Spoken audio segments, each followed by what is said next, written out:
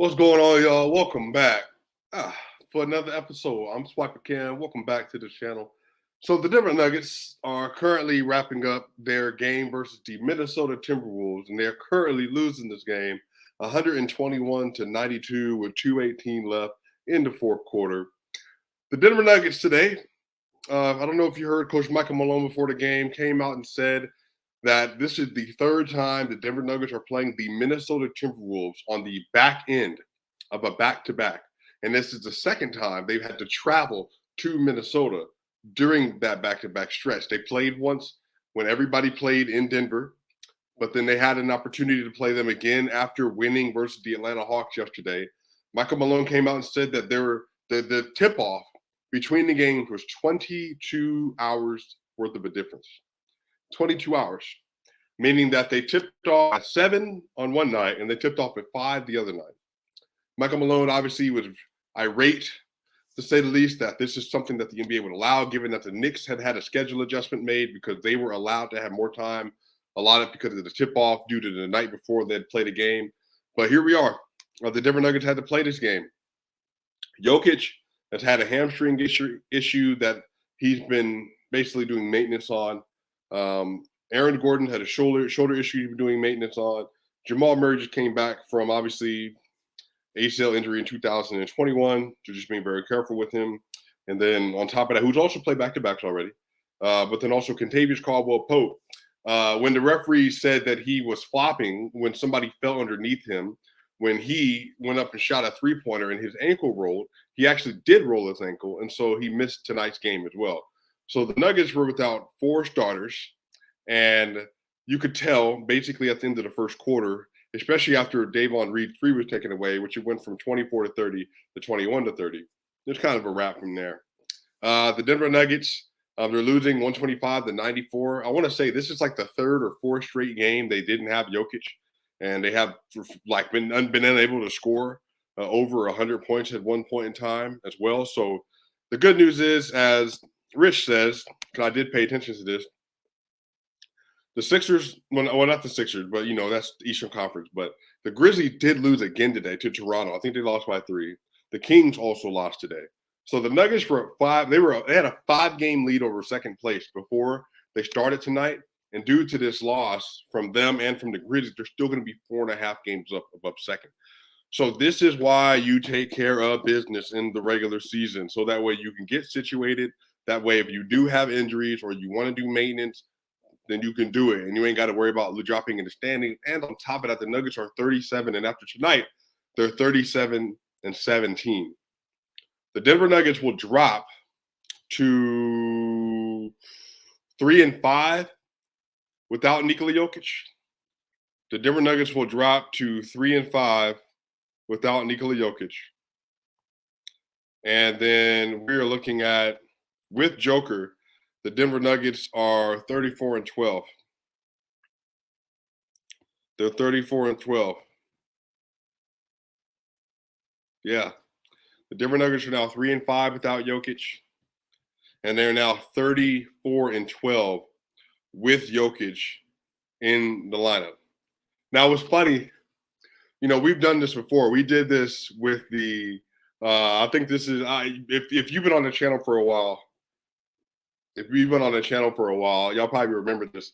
In 2021, this was right before the trade for Aaron Gordon. They played against the Toronto Raptors, and this is when the Raptors thought that Kyle Lowry was getting ready to get shipped off. And I think the Nuggets lost by 30 because the Raptors wouldn't put a statement out because they wanted everybody to know when to send them off. We thought Kyle was getting traded to the Lakers, but then the Lakers, remember, didn't put THC in it. And they were like, no, he's too good of an asset. So they refused to trade, which is crazy, right? The Lakers is overvaluing their own talent, as they've done again, apparently tried to do this year.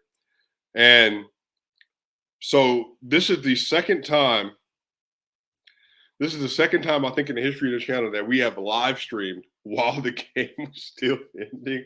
But I'm sitting here, I'm watching this game. I'm like, bro, y'all ain't this. What do you want me to? I mean, there's some basketball we can get to, but y'all ain't really looking for me to talk about no basketball. I mean, Michael Porter Jr. had 22 points, 3 rebounds, and 1 assist tonight.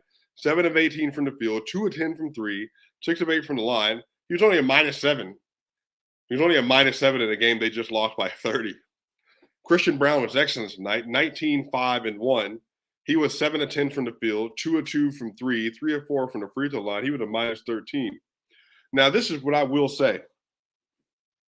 This is what I will say. The Denver Nuggets are looking like a team that legitimately made an absolute steal for Christian Brown with the 21st overall pick.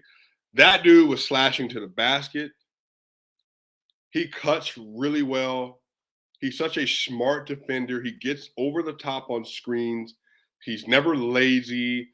He had great transition finishes today. Really just so much potential in there. And again, he's an more than adequate replacement for Bruce Brown if Bruce Brown does decide to walk.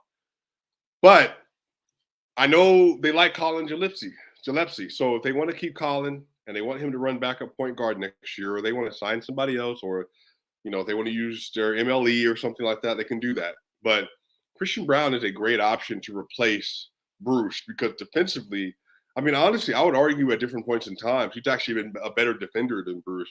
Maybe that's because of his size and because he's so young. But, a 6'6" athlete, you don't find those. So Calvin Booth has just done a tremendous job. And especially if you didn't watch the episode I did earlier today about the Dallas Mavericks getting Kyrie Irving, Christian Brown, Bruce Brown, Kentavious Caldwell-Pope, Aaron Gordon, and Zeke Naji, they're going to be all instrumental versus the Warriors, versus the Mavericks, versus the Suns, versus the Kings even, the Clippers. You're going to need all those defenders. And so for Christian Brown to already be this good, where I trust him and DNVR, everybody watches DNVR, one of our favorite people. We love DNVR. Just like Mile High Sports. Jenna Garcia as well. I mean, there's so many great Jeff Morton, and then you got Altitude, you got Katie, you got Vic, you got Dims, you got Chris, you got Scott. So there's great content creators all the way around for the Denver Nuggets. But I remember I was talking to Ryan Blackburn on Twitter Spaces the other day, and I'd mentioned that I think this would be a good fit. That if they do lose Bruce, even though I want them to re-sign him, give him as much as you can, to be able to have Colin Gillespie in waiting, and again, a 6'2" smart point guard. Again, if you got to do it, you got to do it. You want to find somebody else and be a veteran, but you have an opportunity to maximize that. So it's not ideal that you lose Bruce Brown, but I think having Colin and having Christian really softens the blow a lot. So, I mean, he's just a good player, man. Like, he just does so many little things well. And again, big plays, just makes plays all around the court. He had another block tonight. Didn't have a steal, but he's been racking up steals like crazy. I mean, it's just a great player, man. And so Michael Porter Jr. also, man, he played hard. Like I said, you lose by 30. And Porter, it's not like he didn't play minutes. He played 31 minutes. And Michael Porter Jr. was only a -7. So when he was on the court, they were playing relatively well. And again, he played with Blako Chanchar, who was a -9. DeAndre Jordan was a -11. And then Bruce Brown was a -16. But the bench, Ish Smith was a -16. Zeke Naji was a -21. Jeff Green was a -19. Davon Reed was a -26. Peyton Watson was a -12, who got 9 minutes and 42 seconds tonight. And I will tell you, man, Peyton Watson and Christian Brown, Peyton Watson figured out how to play basketball next year. Hey, bro, you got a nice young defensive pairing. Peyton Watson has the skills to be an even better defender than Christian Brown because he's 6'8" with a 7-foot wingspan, and he's long, rangy, and fast and instinctual. He just needs to continue to develop his mind because Christian's ahead of him when it comes to that, like just basketball IQ, understanding the game. He didn't play a lot at UCLA. Christian played a ton for Bill Self at Kansas. So you can see that in their game. And he hadn't played a lot of NBA minutes. Christian's been getting a lot of minutes in the NBA. But Peyton has all the tools. I mean, so again, having a core where you're having Jamal Murray, Michael Porter Jr., Aaron Gordon, Nikola Jokic, Bruce Brown, Christian Brown, and that's like your core, could you have your players that are signed through years that you draft? And then Zeke Naji's a part of that. Like Peyton Watson, Christian Brown, and Zeke Naji are players that I would look at like that's a nice, solid, young bench core that you can have control of for years And Zeke's going to in his 4th year next year. Maybe you want to resign him, or Ismail Kamagate is coming back over too. So if he's ready to play, so having Christian Brown, Peyton Watson, Ismail Kamagate, and Zeke Naji, they're all defensive players, and that's the nugget. They know what their identity is. You have Jamal Murray, 3 straight 30-point games, a 41.7 assist a game versus the Hawks and DeJounte Murray. You got Nikola Jokic. You got Michael Porter Jr. and you got Aaron Gordon. What do you need? Defenders. That's literally all you need. So you got KCP, best 3-point shooter in the NBA in volume, I think, right now.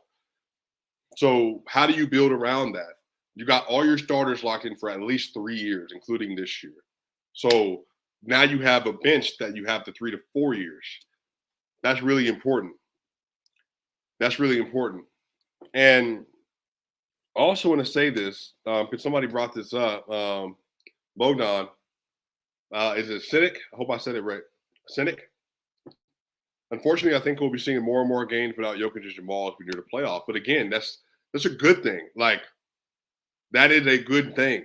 Like, again, the fact that you're 4.5 games above the 2nd seed, if the Denver Nuggets get to the end of the season, y'all, and, they're sitting here 5 games above 1st, and there's a week left, and there's like 3 games or 4 games left, and there's no mathematical way for Memphis or the Kings or the Clippers or whoever, the Mavericks or the Warriors to overtake the 1st seed, sit them. Play them here and there, and then sit them. Because you don't need it. And again, that's the whole point. The Nuggets are going to get – so let me do this math real quick, y'all. So the Nuggets are – let me look and see what they are again, bro. The Nuggets, when they got everybody – when Michael Porter Jr. – not Michael Porter Jr. When Nikola Jokic plays, they have a 74% win percentage. So when Nikola Jokic plays, they have a 74% win percentage. So if I do, let's see, 74 points, 74 times 2. The Denver Nuggets are playing at a 61 win pace when Jokic plays. The Denver Nuggets are playing at a 61 win pace when Jokic plays this season. So they may not get that because he's probably not going to play enough games. Because right now he's slated to play 74 games if he plays every other game this season, which he probably won't. Jokic might play 70 games this year, and it's all going to be maintenance, Lord willing. And he's played, and I think the MVP thing is interesting because he's already played more games than Giannis, more games than Embiid, more games than, and then Luka's obviously played more games, but Luka's in a worse situation, and Jokic is averaging a triple-double on 70% true shooting. So, a lot of this comes down to the Denver Nuggets are going to be able to work around their roster, and they're going to be able to work around what's happening around them in ways they haven't been able to historically. And I think that's the thing that you want to see happen more and more. And I think people are going to have to adjust to that a little bit, but it's just because I know people want to see the Nuggets play their starters and do all this stuff. But again, man, you got back-to-backs in the NBA and the way things are working, and you got a 1st seed locked in. They're not the Phoenix Suns. They're not trying to push for 64 wins. They're not the 73-win Golden State Warriors. They play at the level they're playing at. They're playing like such an elite pace. Like they're basically they're the best offense ever when they're playing, and they're also one of the best defenses in the NBA when everybody's playing. So you got the best offense in NBA history. And then you got one of the best defenses in the NBA currently. So if you have that, then you have a core, a championship level roster. Now, all you need to do is make sure that championship level roster is in sync, is connected, it has the chemistry down, feels physically, mentally, emotionally, spiritually ready for the grind of a 16-game playoff, and then you go do it. And this is the thing. You're still getting 70-plus games out of your best players, or 65-plus games out of your best players, Lord willing. That's good enough, and that's plenty. So, right now they're in a situation where, again, you got if they were like struggling, like they're a half game above first, they're playing. But this is what happens when you take care of business. This is what happens when you take care of business. So, everybody, I like you. I want to see Jokic. I want to see Murray. I want to see Gordon. I want to see KCP. Like we all do. It's a treat to see that, given how the last 2 years have gone. So I get it, but I also know that I want everybody to stay healthy. Jokic, if you even feel a hint of a slight discomfort in your hammy, go ahead, sit. Don't need you tonight. KCP, you slightly rolled your ankle. Go ahead and just don't worry about it. We'll play again Tuesday. Hey, Jamal, you feel good? Great. But we're just gonna make sure we're just managing your minutes. Go ahead. We'll sit you. Aaron Gordon, shoulder injury, and you could play through tonight. You could play through every game. You probably feel just fine. You're just managing your shoulder. Fine. Go ahead and sit. And Michael Porter Jr., the reason he is doing this, because he missed 13 games. And, he needed to get the reps. He needs to get his rhythm and stuff back. He feels good to play. And Michael has said this, if I feel good, I'm going to play. And so I always congratulate him on doing that. So, I think the thing is that obviously it's frustrating, but you just want them healthy. Right now, the Nuggets are sitting at 37-17, and they have they're basically they have the best record in the NBA. And when Jokic plays, they're 34-12. So that should be everything, y'all. So Swipa gang, I hope y'all are encouraged by that. They play against the Minnesota Timberwolves with some rest in between, and everybody should be able to play in Denver.